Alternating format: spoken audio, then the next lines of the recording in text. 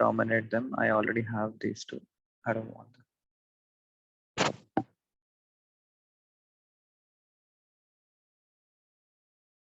Fine. So how do you launch a new instance? Click on launch instance. So you have totally 7 stages. First stage is choosing an AMI as an image or operating system. Let us go with CentOS operating system. Select this. CentOS 7. That's it. It gives you the detailed description of this operating system, and then you just click on continue. Instance type. What is your instance type? T2.micro. That's the only type which is eligible for free trial. Next, everything let it be the same. Storage minimum is 8 GB, so we'll stick with this. Hard disk. Next, that's it. And then review, launch, that's it. So at the very end, you have something called as authentication. How do you authenticate yourself using keypair mode of authentication? So if you do not have one, download a keypair file and then you use that. If you already have a keypair, you can simply select the keypair file and then you acknowledge it and then you launch instance. So this is how you launch an instance. So any doubts guys so far?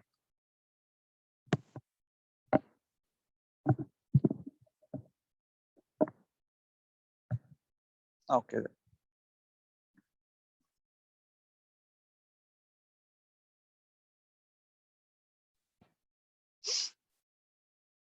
Let me click on view instances. So this is in pending state. Maybe in a minute or in a minute or two, it will be up and running. So let's tag it as a demo. Machine, just a name tag.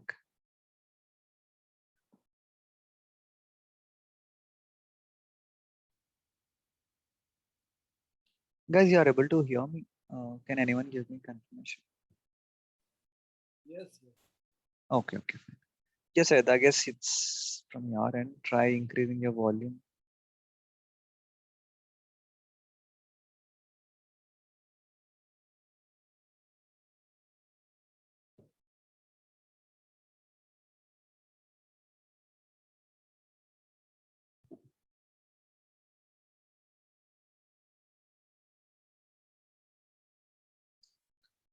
So how do you connect? You can use any terminal. As in it can be Windows terminal, it can be command prompt, it can be PowerShell, it can be bash. You can use or putty as well. You can use either of these tool to connect your virtual machine. Once you have connected, it's everything is same. So how do you connect using a command called SSH username at the rate public IP address. So what is our username? CentOS at the rate public IP address. Okay, that's not the public IP address. Sorry, I'll copy this. Control C. Control C for stopping the process.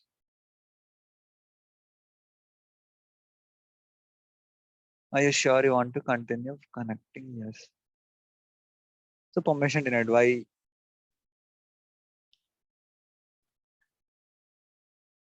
Can anyone tell me what do we have to do now? Assign private key. Correct. We have to pass our private file using identity flag. Where is my private key file? It's inside downloads. Inside that I have something called as 7am linux.tab.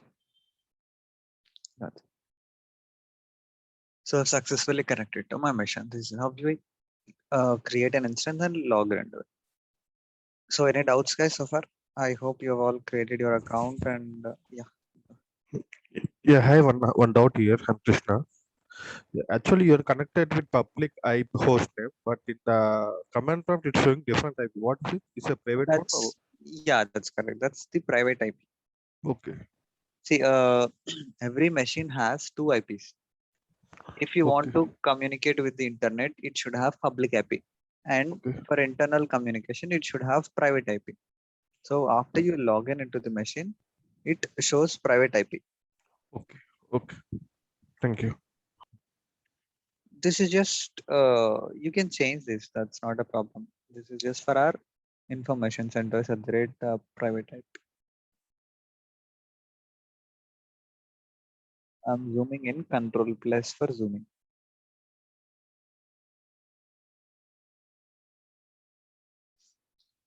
So yeah, today now we will see what is Linux, what is CentOS, what is Unix. People keep saying that what's the difference between Unix and Linux and CentOS, etc.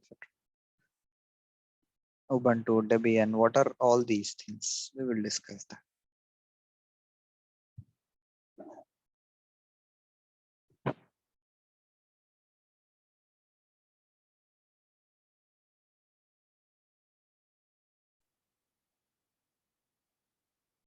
So earlier we had Unix operating system back in 19. Even now we do have. Okay, we use that extensively. As in, major companies use it for security concerns. It's most secure. So you have something called as Unix operating system. It has come available from 1960s, and we have something called as Windows, which was available for us from 1980s or 1990s, late early 1990s. Okay, so these were the operating systems available in 1990s. Both of them are not free. You have to pay license if you want to use them as expected. Okay, it's quite common. Everyone knows that. They're all licensed. It's not for free.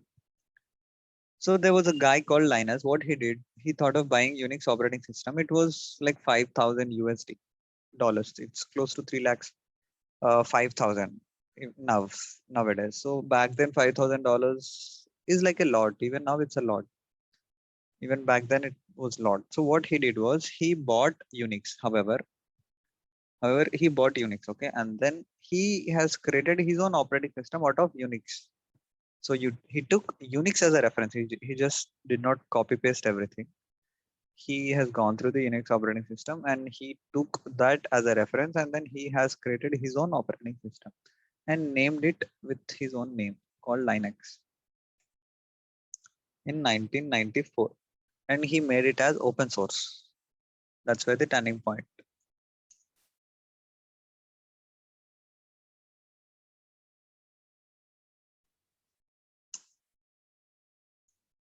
So open source. So all the companies from 1995, they've started as it from the year 1995. The companies started using this Linux operating system because it was open, and I mean, to the entire world, not just for a country. So all mid-sized companies, small companies, even a few of the big companies started using this Linux operating system. But it is too open, they cannot use it directly. So what they did, they have implemented security layers on top of this existing Linux kernel. So kernel as in its heart. They took Linux kernel and they have implemented their own network as in security layers.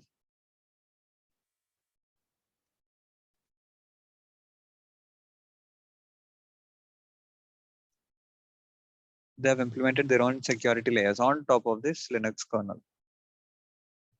And the result, whatever the operating system which got emerged out of it, they have named it with their own name.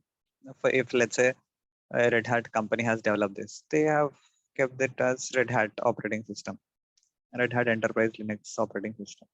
And a few of the companies made it as open source, and few of the companies made them as enterprise level.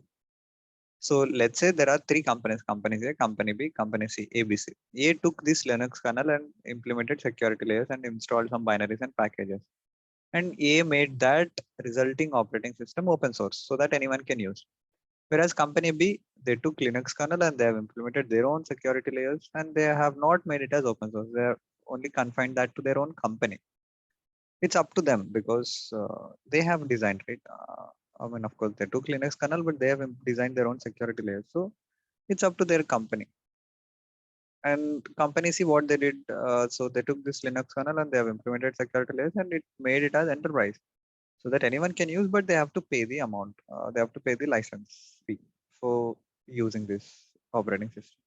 So we call these all these operating systems which got emerged out from Linux as Linux distributions,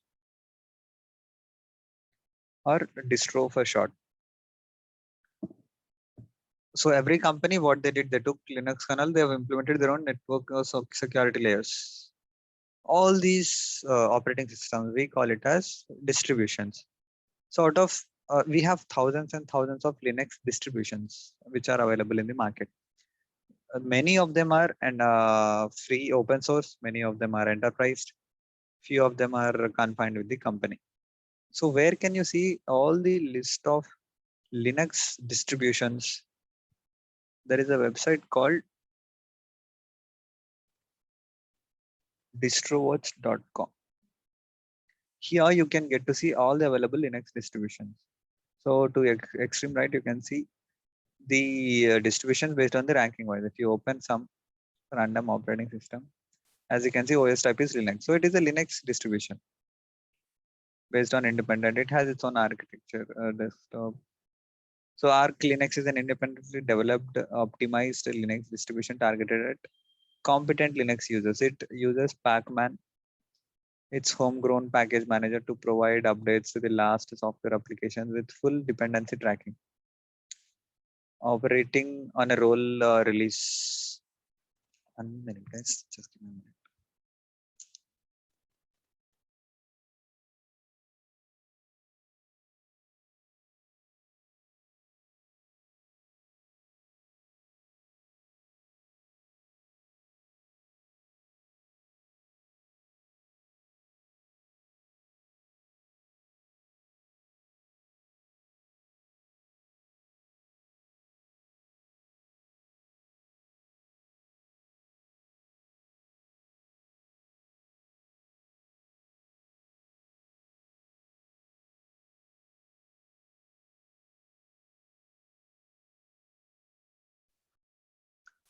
Yeah.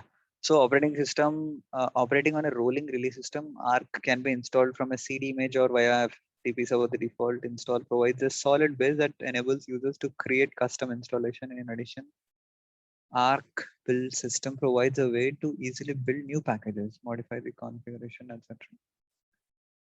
So it's for free. As you can see, the pricing, it's open source. So you can simply download this ISO image and you can start using it. You can start your machine, you can boot your machine with this ISO, you can use this. So likewise, you have many distributions which are open sourced and which are licensed as well.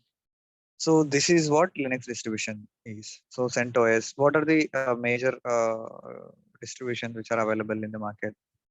You have CentOS, you have Amazon's Linux image. Amazon has its own Linux image, which it's a distribution of Linux.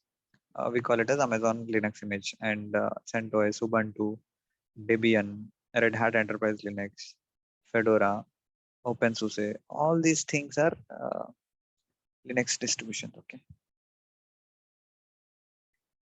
So that's about history.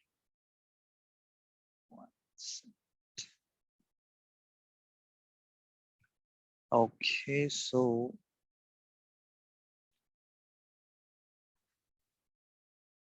I guess you have this document, right?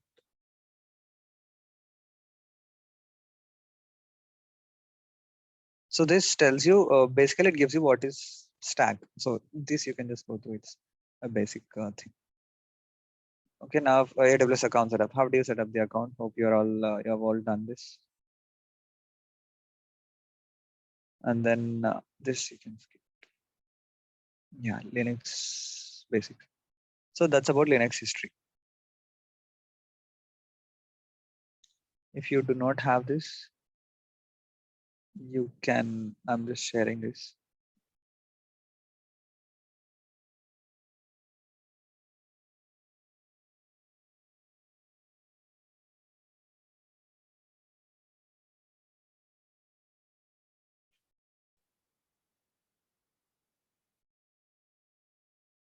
So yeah, try accessing the document. If you can access, it's fine. If not, just let me know. So that's about distribution. We will see the architecture and we'll see the file system. So what is architecture? It has its basic thing. Okay, to its core, you have something called as hardware, and on top of hardware, as in anything you can do. On top of it, you have something called as kernel. Kernel is the core thing which is responsible for memory management, process management. It's like heart of your operating system. And then on top of that, you have something called a shell. What is a shell? Shell is basically an interpreter. It converts language from human readable language to machine and from machine to human readable language. Okay, it's a mediator for you and to machine.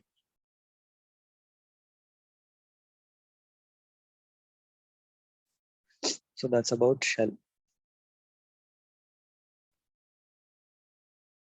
And file system. See, unlike in Windows everything starts off with the drive. C drive, D drive, E drive, F drive, etc. There's nothing on top of these drives. So these are the top level directories, D drive, E drive, etc. But here, the top level directory is slash. Everything starts off with slash. Okay. So we have logged in, right? Let me put this. So let me log in this machine again. So cd spare, where are we? pwd. We'll discuss this command. So right now I'm inside slash home slash CentOS. I'm inside a directory called slash. Inside that there is another directory called home. Inside that there is another directory called CentOS. Now I'll change it to slash. So where am I? I'm inside slash. So this is the topmost directory, top level directory. You have nothing above this. Everything starts from here. If I use ls-l, you can see the list of all directories inside this. So there is home. Where is this over here? Inside home, you have something called as CentOS. I was there a couple of seconds ago. So everything starts off with slash. That's the root directory. From root directory, you have many you have many subdirectories. You have many directories and subdirectories and subdirectories and files, etc. So inside slash, you have pretty common directories. If you take any operating system, any Linux distribution, few of these directories are common. You have bin directory, you have sbin, you have etc directory, you have user directory, home directory, variable directory, mount directory, data directory, media, source, etc. So these are based on the distribution, it differs, but few of these directories are common and it has its own purpose. It's not that they have created all these directories randomly. Each directory has its own purpose. Okay, so for example, bin directory stores all the executable files. So where are the executable files are stored? Inside your Windows laptop? Can anyone uh, answer this? Program Sorry? program files. Yeah, that's correct. Program files. Similarly, here all the executable files are stored inside bin directory. So what is etc? etc stores all the configuration related files. So likewise, you have dev where it stores all the device hardware devices. Home directory, all the home. Let's say there are 5 users, so all the work, all these 5 users should come into home directory and they should work in their own directory. Basically, it's like their own home. Mount, if you attach any drive, you can see there. Temp, all the temporary files. Once you reboot your machine, all the files gets deleted. So it's just for temporary basis. Where all the variable data are stored, like logs, application data, which is constantly varying, etc. So OPT optional directories. Let's say you have a directory and it has to be shared commonly. So what you can do, you can simply add that in this OPT directory and you can give access so that everyone comes to this directory and they can start using this. Does it have a registry like Windows? You mean the LDAP? Uh, no, we have H keys in the Oh, Windows. okay. Yeah, we might, but it's too advanced, I suppose.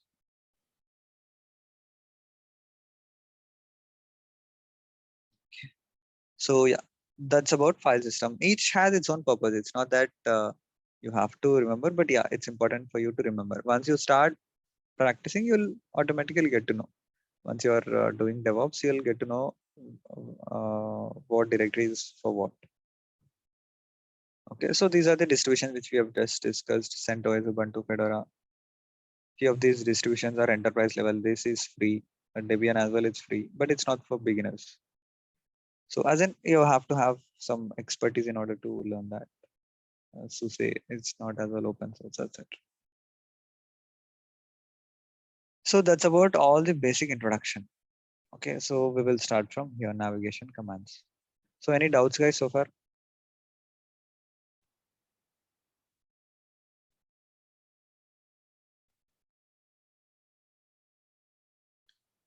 Fine, then we will continue. Okay, so navigation commands, etc.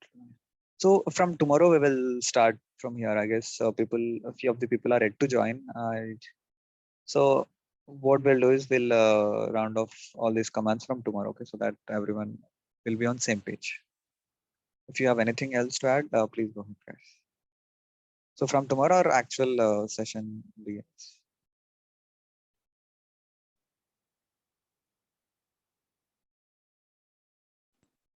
Okay, then. Yeah. Go ahead. Hi, sir. Yeah. Sir, this is my first class. Yesterday, I was missed. Is No this worries. Yeah, you can revise. Yesterday we have just seen how do we create an AWS account, what is AWS, what is DevOps, why do we have to go with Linux, and we have seen how do you create an AWS account, and how do you create an instance and launch into it. So we have just seen that how do you launch an instance in the very beginning. If you have missed that as well, you go through the yesterday's recording. You can ask the operations team; they'll help you with that. Okay, sir. Thank you.